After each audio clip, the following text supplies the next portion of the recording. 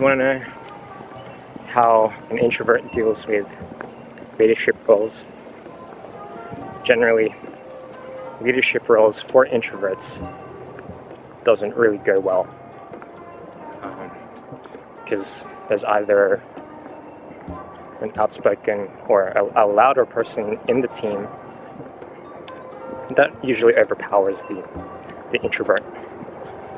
But introverts can be, I would say, like, extroverts are generally good leaders because they're assertive. But if introverts can learn to be assertive, then they can find the balance. Because the thing about introverts is they're empathetic. Well, some introverts aren't, but some personality types, like my personality type, is an INFP. So I'm supposed to be more empathetic than the normal person, right? But that's actually good because say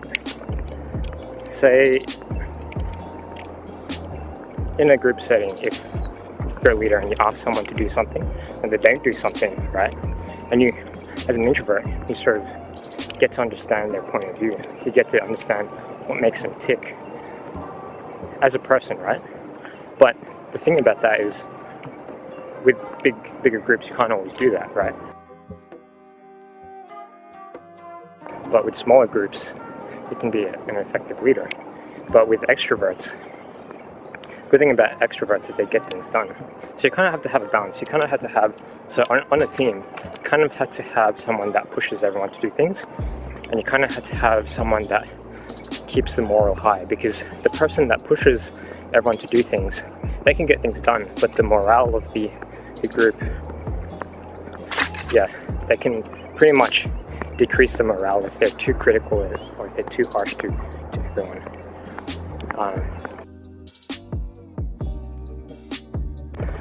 I tend to give people the benefit of the doubt, but sometimes that's not good, because like, can't leave things to the last minute, and then when issue gets out of hand, then like it's not dealt with properly with my personality type as not really being assertive. So I am getting sort of used to being more assertive, and so personality types aren't necessarily like the end all be all, right?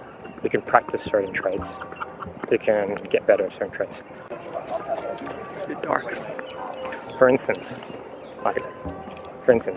being good at maths. I wasn't really good at maths, but I tried. Programming.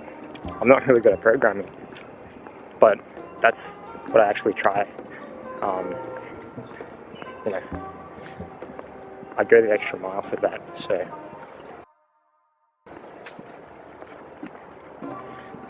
yeah, but programming is not my natural skill.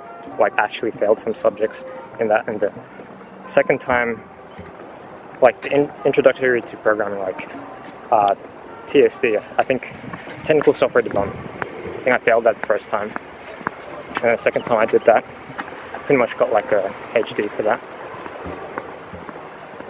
Yeah. So the thing I like about programming is the creative aspect of it.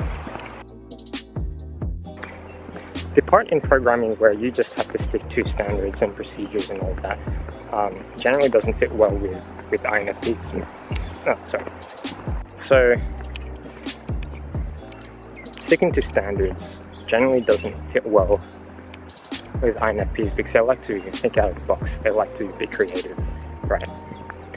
Though it can be learned. I mean, I was always a messy kid when I was growing up, and I was getting in trouble for not cleaning my room.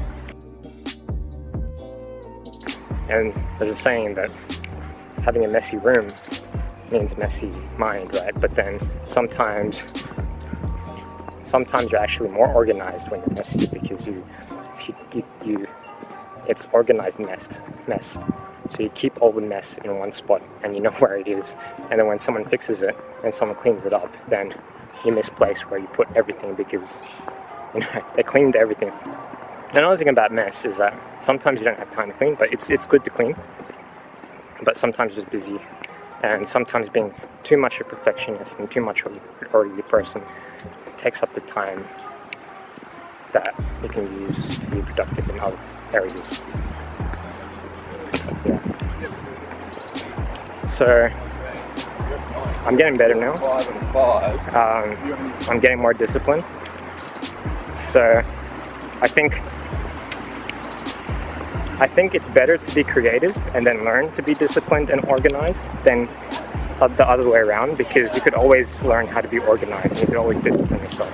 But if you're always disciplined, right, like, you're born to be creative, right? You have natural innate abilities.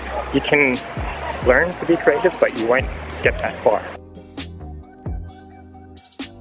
right? But with orderly people, right, orderly people have a much harder time to think of creative things. Like, they like to stick to standards and structures and processes, right? Like, for me, I hardly plan things out, right? I just plan and go, just plan on the go, right?